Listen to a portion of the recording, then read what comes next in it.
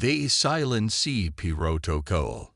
Synapsychologist Aksarvek adjusted his ocular implants as he studied the humans through the observation glass.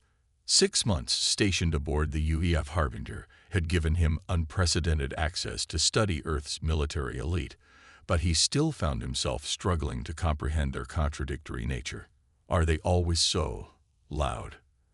asked Captain Trelath, the Vexeri liaison officer, his crest rippling with mild irritation as they watched the human squad in the recreation deck. The 4 soldiers were engaged in what humans called poker, their boisterous laughter and animated conversation filling the monitoring room through the audio feed. "Indeed," Aksarvek replied, his thin fingers adjusting data points on his holographic notepad. "Humans are inherently social creatures. Their constant communication serves multiple psychological functions: bonding, hierarchical positioning, information exchange, emotional regulation." "Fascinating," interrupted Trelath without attempting to mask his boredom. "What I still don't understand is why the Galactic Coalition insists on integrating them into our military operations. They're technologically backward, physically unremarkable, and clearly lack discipline." Aksarvek's upper eyelids flickered, the meridian equivalent of a knowing smile. "That's precisely why I'm here, Captain. The Coalition doesn't fully understand them either." The ship's alarm suddenly pulsed, 3 short bursts signaling an emergency briefing. "That's our cue," said Trelath, already moving toward the door. "Command briefing in 3 minutes." Aksarvek gathered his research materials and followed the captain through the gleaming corridors of the Harbinger. Though technically a human vessel, it had been retrofitted with Vexeri and Meridian technology after Earth joined the Coalition. The result was an awkward but functional amalgamation of 3 distinct engineering philosophies. When they entered the command center, Commander Elena Rice, the human in charge of the joint operation, was already addressing the gathered officers. The normally composed commander looked uncharacteristically tense. 20 minutes ago, our long-range sensors detected multiple unauthorized vessels entering the Kaldor system," she said, bringing up a tactical display showing 12 red markers approaching a blue planet. "They've disabled the perimeter warning beacons and are on course for the research outpost on Kaldor, IV. Pirates?" asked Trelath. "Negative," Rise replied. "The energy signatures match Draxian warships." A hushed murmur spread through the command center.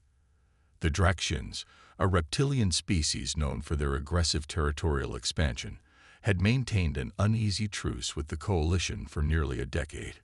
This was a flagrant violation. The research outpost houses 300 civilians, scientists from 17 Coalition species. Continued Rise. "We're the closest military vessel, but we won't reach Kaldor IV before the Draxians. Our only option is to deploy the rapid response team via hyperjump pods." Trelath's crest flattened against his skull, a sign of extreme displeasure among Vexeri.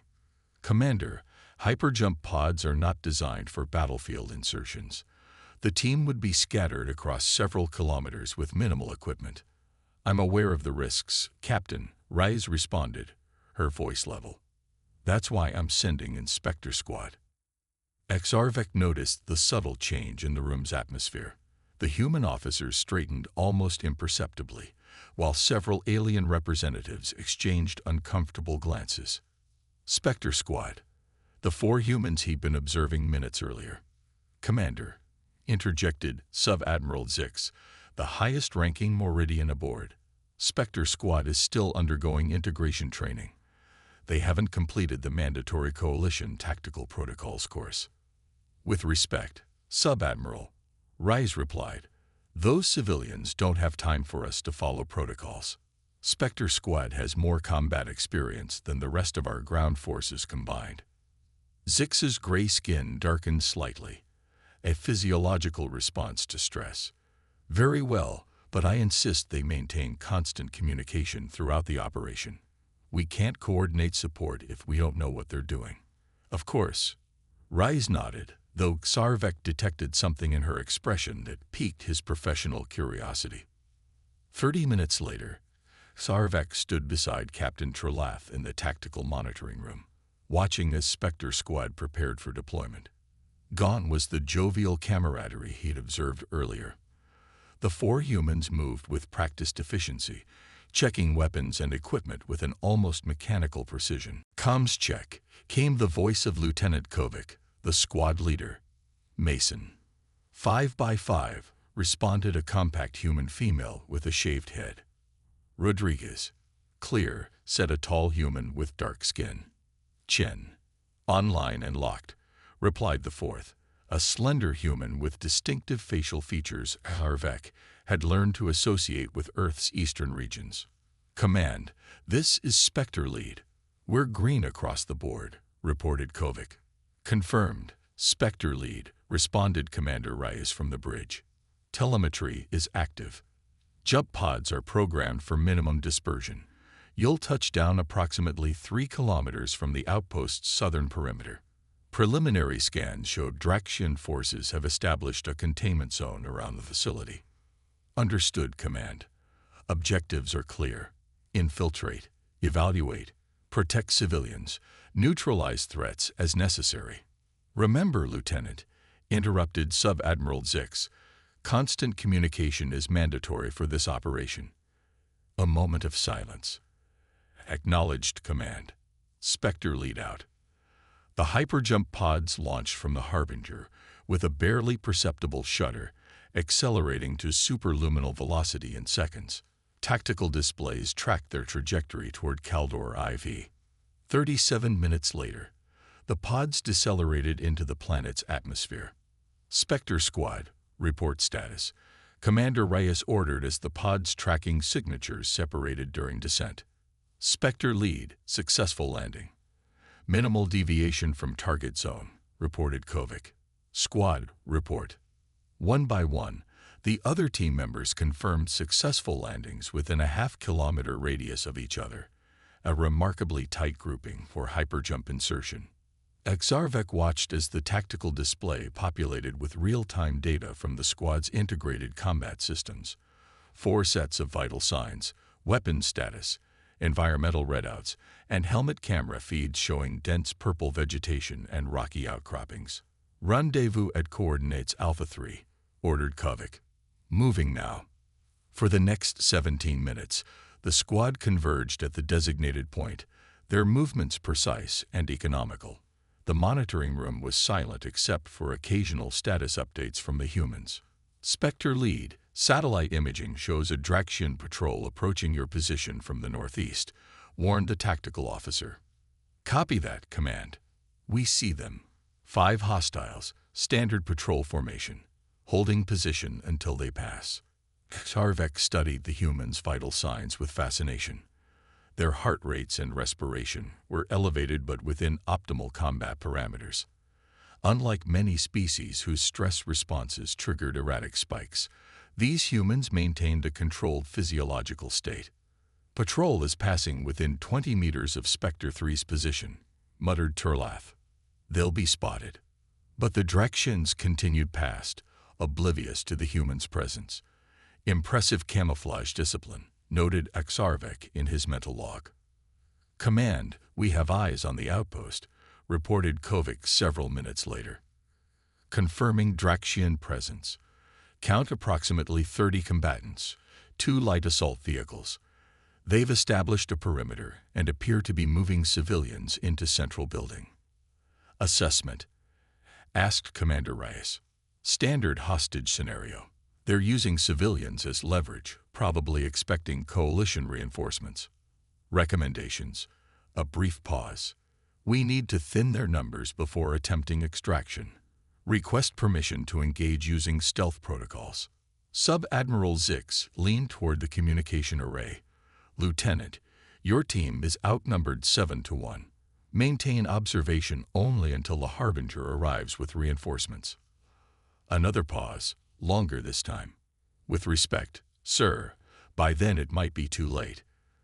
Draxians don't take prisoners during territorial disputes.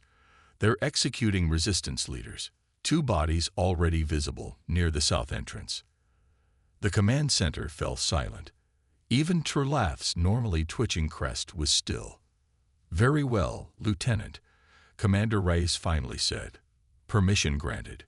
Proceed with extreme caution and maintain continuous communication." "Understood, Command." Executing stealth protocols now.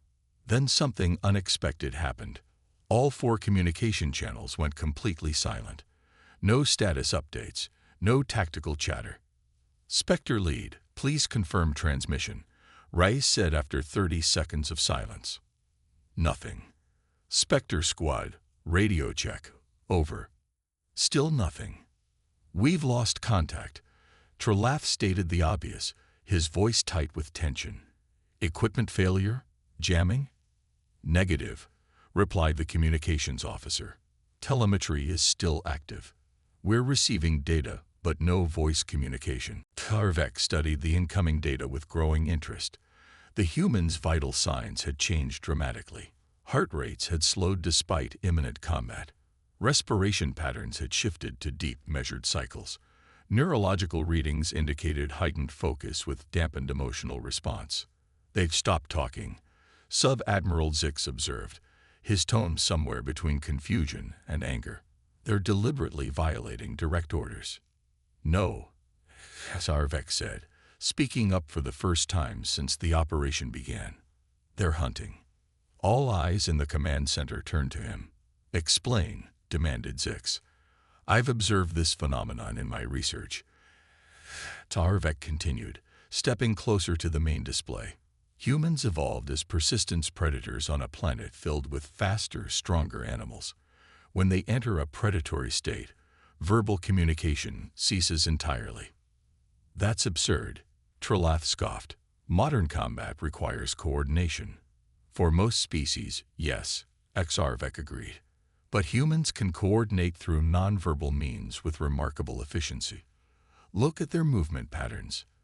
The tactical display showed the 4 humans had separated, each approaching the Draxian perimeter from different angles. Their movements were slow, deliberate, and perfectly synchronized despite having no communication.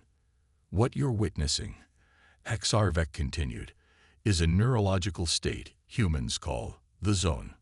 A flow state where conscious thought gives way to intuitive action. It's particularly pronounced in their combat specialists." "So they're just ignoring orders?" Zix asked incredulously. Commander Reyes, who had remained silent during this exchange, finally spoke. "No, Sub-Admiral. They're following the mission objectives in the most efficient way they know how." The first indication that something had changed came from the Draxian perimeter. A sentry suddenly disappeared from the thermal imaging display. "What happened?" Trelath demanded. "Where did he go?" Before anyone could answer, another Draxian signature vanished. Then another. No weapons fire was detected. No alarms raised. "They're systematically eliminating the perimeter guards," Xarvek observed, unable to keep the professional fascination from his voice. "Notice how they're creating specific blind spots in the Draxian security coverage." Over the next 22 minutes, the command center watched in stunned silence as the 4 humans methodically dismantled the Draxian force. One by one, then in small groups, the enemy signatures winked out without raising any alert. The humans moved like ghosts through the compound, their actions perfectly coordinated despite no verbal communication. "This is unprecedented," whispered Trelath, his earlier skepticism replaced with something approaching awe. "How are they anticipating each other's actions with such precision?" "Practice," Rice answered simply. "Years of operating together in similar conditions. When only a handful of Draxians remained, clustered around the civilian hostages in the central building, something remarkable happened. All 4 humans converged simultaneously from different entry points, neutralizing the remaining threats in a perfectly synchronized assault that lasted less than 15 seconds. Then, as suddenly as it had stopped, the communication channel reopened. "Command, this is Spectre Lead." Kovik's voice came through, as calm as if he were reporting the weather. "Hostiles neutralized. All civilians secure. 3 wounded requiring medical attention, but no fatalities among the research staff. The command center erupted in stunned murmurs. "Copy that, Spectre Lead," Commander Reyes replied, her expression unreadable. "Well done. Medical teams are inbound." As the situation stabilized, Sarvek approached Sub-Admiral Zix, who still stared at the tactical display with a mixture of disbelief and dawning comprehension. "Sub-Admiral," Sarvek said quietly, "I believe this incident validates my research proposal. We need a comprehensive study of human combat psychology to properly integrate them into coalition operations." Zix turned to him, his normally imposing presence somehow diminished. "Your proposal is approved, Synop Psychologist, and I'm recommending the establishment of a new coalition-wide protocol for when human combat units cease communication." "Oh, what would you call this protocol?" Xarvek asked. Zix's gray skin darkened slightly as he glanced back at the tactical display, showing the aftermath of what 4 humans had accomplished in less than an hour. "The Silence Protocol," he said simply. "Because now I understand. When humans go quiet, that's when they're most dangerous. Puredatoras among TESTRs. 6 standard cycles had passed since the Kaldor IV incident, and Synop Psychologist Sarvek stood before the Galactic Coalition Security Council, surrounded by the imposing architecture of the Grand Assembly Hall on Nexus Prime. Holographic displays of his research hovered in the air before the assembled representatives of 27 spacefaring civilizations. "Distinguished council members," Xarvek began, his voice amplified throughout the chamber, "the implementation of the Silence Protocol has successfully prevented 17 potential instances of interspecies misunderstanding during joint operations with human military units. Supreme Arbiter Dex Anna, the ancient Vexeri who had guided coalition policy for over 3 centuries, leaned forward in her gravity chair. Her once vibrant crest had faded to pale blue with age, but her eyes remained sharp. "Yet you propose expanding this protocol beyond military operations," she observed, her tone neutral but skeptical. "Explain your reasoning, Synop Psychologist." Xarvek gestured, and the holographic display shifted to show comparative neurological scans of various species.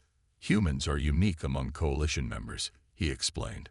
"Unlike most sentient species, whose evolutionary path favored specialized development, humans evolved as generalists. Their ancestors weren't the strongest, fastest, or most physically imposing creatures on their planet. Instead, they became apex predators through behavioral adaptation." "We've all read the historical briefings," interrupted Counselor Krex, the Uthvarian representative. His chitinous exoskeleton clicked impatiently. "Humans used primitive tools to compensate for physical inadequacies. This hardly seems relevant to modern interstellar policy."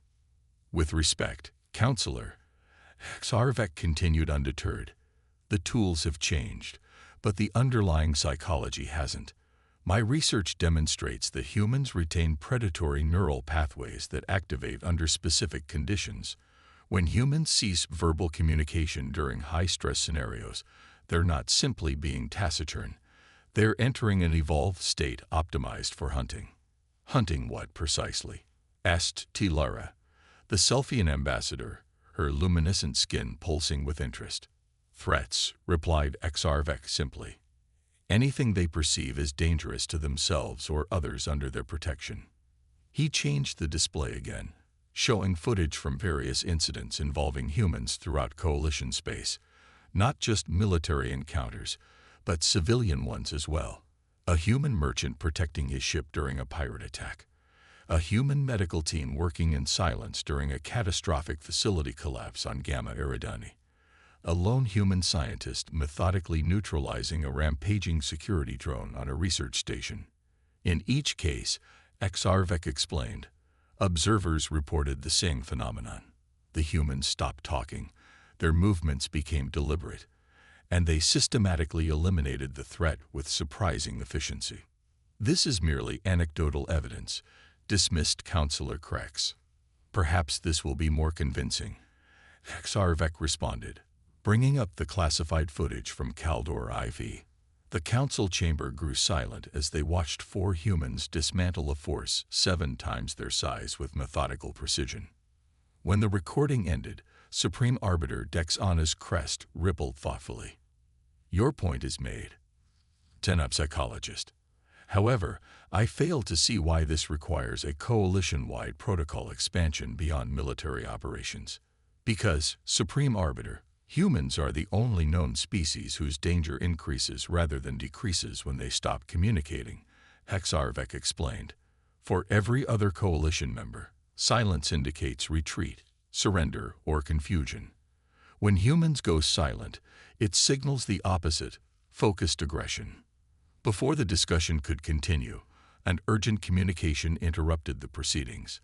A holographic projection of Admiral Vorthax, commander of coalition forces in the Outer Rim, appeared in the center of the chamber. "Honored Council," the Admiral began without preamble, "we have a situation at the Helios Science Station. The Karax have launched an unexpected offensive in violation of the Antares Treaty. They've seized the station and are holding the research team hostage." Murmurs of alarm spread through the chamber. The Karax, a highly aggressive, hive-minded species from the Galactic Rim, had maintained an uneasy peace with the Coalition for nearly 2 decades after a devastating war. "How many hostages?" asked the Supreme Arbiter. 173 scientists and support staff from 12 Coalition worlds," replied Admiral Vorthax, "including the research team working on the phase shift shield technology." The implications were immediate and severe. Phase shift shield technology was the Coalition's most advanced defensive innovation, one that could render conventional Karax weapons obsolete. If they captured the research intact, the strategic balance would irrevocably shift. "Your nearest battle group?" the Supreme Arbiter inquired. 4 days at maximum speed," the Admiral admitted grimly. "Intelligence suggests the Karax will have extracted all relevant data and executed the researchers within 36 hours. Silence fell over the council chamber as the representatives absorbed the gravity of the situation. "There must be some closer assets," suggested T-Lara desperately. Admiral Vorthax hesitated before responding. "There is one option. The UEF Artemis is conducting training exercises in the neighboring system. They could reach Helios Station in 7 hours. A human vessel." Councillor Krex's mandibles clicked in agitation. "How many combat troops does it carry?"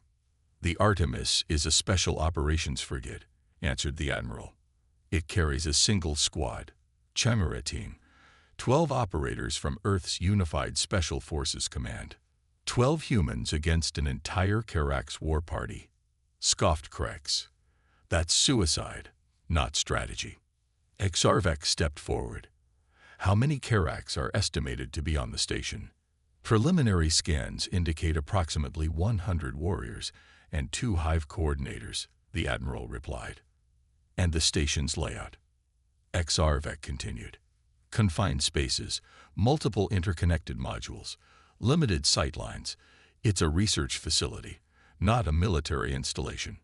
A thoughtful expression crossed Harvek's features. "Supreme Arbiter, the conditions you describe are optimal for human hunting tactics. Confined spaces neutralize the Karax numerical advantage, and the compartmentalized layout would allow humans to isolate and eliminate threats systematically." "You can't be seriously considering this," protested Councillor Krex. 12 individuals against 100. Xenup psychologist, the Supreme Arbiter addressed Exarvek directly, ignoring Krex's objection. "In your professional assessment, do these humans stand a chance?" Exarvek considered carefully before answering. "Supreme Arbiter, in open combat, no species can match the Karax for ferocity. But this isn't open combat. This is a hunting ground, and humans evolved as hunters in environments far more dangerous than a space station." After a tense deliberation, the Council authorized the deployment of Chimera Team. 7 hours later, Sarvek stood in the Emergency Operations Center established on Nexus Prime, alongside several Council members who had insisted on monitoring the situation personally. Multiple holographic displays showed the approach of the UEF Artemis to Helios Station. "The humans are deploying," announced the tactical officer. "They're using stealth insertion pods to breach the station at multiple points simultaneously." The displays showed 12 small signatures detaching from the Artemis and approaching different sections of the sprawling research facility. "Chimera Actual, this is Coalition Command." Admiral Vorthax spoke into the communication array. "You are authorized to proceed with the operation. Primary objective is securing the civilian hostages. Secondary objective is preventing Karax acquisition of phase shift research data." "Copy that, Coalition Command," responded a calm human voice. "Chimera Actual confirms objectives. Initiating breach in 30 seconds, maintaining communication until insertion, then switching to silent protocol as briefed." Counselor Krex chittered nervously. "They're actually planning to go silent. After what we just discussed." "Not despite what we discussed," Counselor Xarvek corrected. "Because of it. They're intentionally entering their hunting state." True to their word, as soon as the insertion pods breached the station's hull, all communication from Chimera teams ceased. The operations center could still monitor their vital signs and position data, but no voice communication came through. "Now we wait," said Xarvek quietly. For the first several minutes, nothing seemed to happen. The human life signs moved slowly through the station, their positions spreading out in what appeared to be random patterns. "What are they doing?" demanded Counselor Krex. "They're not converging on either the hostage locations or the research labs. They're learning the environment," Tarvek explained. "Mapping escape routes, identifying choke points, understanding how their prey moves through the space." "Their prey?" Tilara repeated, her bioluminescence pulsing with unease. "The Karax," confirmed Xarvek. "That's how humans conceptualize threats during hunting mode, not as enemies to be defeated, but as prey to be tracked, isolated, and neutralized." Suddenly, the first Karax life sign winked out on the display. "They've made first contact," observed Admiral Vorthax. A second Karax signature disappeared, then a third. Within minutes, the pattern became clear. The humans were systematically eliminating isolated Karax warriors without alerting the main force. "Remarkable," whispered Tilara, her scientific curiosity overcoming her initial discomfort. "They're creating a series of dead zones in the Karax security net. Notice how they're targeting the communication nodes," added Tarvek, pointing to specific areas where Karax signatures were rapidly disappearing. "They're severing the hive mind's ability to coordinate." The council members watched in stunned silence as the 12 humans methodically dismantled the Karax force. Unlike the chaotic swarm tactics employed by conventional military units, the humans moved with eerie coordination despite no verbal communication. They created patterns of movement that herded remaining Karax into killing zones, used the station's environmental systems as weapons, and employed the bodies of fallen enemies as bait for ambushes. "They're not just fighting," realized Supreme Arbiter Dex Anna, her ancient eyes wide with comprehension. "They're hunting." "Yes," agreed Xarvek. "This is what makes humans unique among coalition species. Most evolved intelligence as a defense against predators. Humans evolved intelligence as predators." When the operation entered its third hour, only the 2 Karax hive coordinators remained, barricaded in the central laboratory with a small group of hostages. "They're cornered," observed Admiral Vorthax. "Karax coordinators will typically trigger a death response in this situation, killing all hostages rather than face defeat." As if hearing this assessment, the human operators suddenly converged on the laboratory from 6 different access points simultaneously. The tactical display became a blur of movement as they breached the barricade in perfect synchronization. 27 seconds later, the final Karax life signs disappeared from the display. Then, breaking the hours-long silence, a human voice came through the communication channel. "Coalition Command. This is Chimera Actual. Station secured. All hostages safe. Karax threat neutralized. Research data intact." The operations center erupted in astonished exclamations. What had seemed an impossible mission had been completed with surgical precision and no civilian casualties.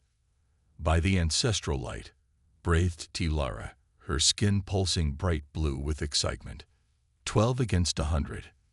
Numbers mean little when facing humans in hunting mode, Sarvek explained, unable to keep professional satisfaction from his voice.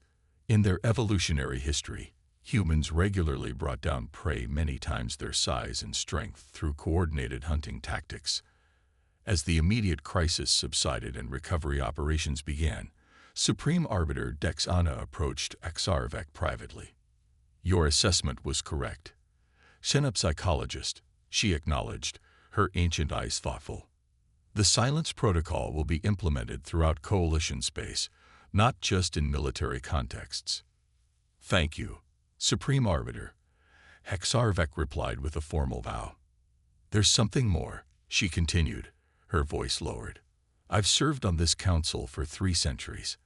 I've witnessed the rise and fall of empires, the discovery of dozens of new sentient species, but I've never encountered anything quite like humans.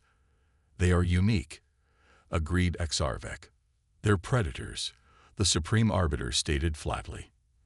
"Intelligent, cooperative predators who hunt in packs, yet possess sophisticated ethics and empathy. The combination is unsettling. Yet it also makes them valuable allies," Sarvek pointed out. Indeed, Dex Anna's crest rippled with subtle colors that conveyed complex emotion beyond simple translation. "The Council will be establishing a new classification in our xenobiological taxonomy. Humans will be the first species designated as apex cognizant predators." "A fitting designation," Sarvek agreed. "We've long wondered why humans were so quick to form alliances with physically stronger species," the Supreme Arbiter mused. "We assumed it was from a position of weakness, seeking protection. Now I understand the truth." "Which is?" Her ancient eyes fixed on the tactical display, showing the human operators efficiently evacuating the civilian scientists from Helia Station. "They weren't looking for protectors," she said softly. "They were looking for a new hunting ground, and we've given them the stars." The next day, when Sarvek submitted his final report on human combat psychology to the Coalition archives, he included one recommendation that would forever change how the galactic community viewed their human allies. "When humans go silent, it is not a sign of fear or hesitation. It is the moment they cease being merely intelligent beings and become what evolution shaped them to be: perfect predators." The implementation of the silence protocol across all coalition operations will serve as a reminder: when humans stop talking, everyone else should start running.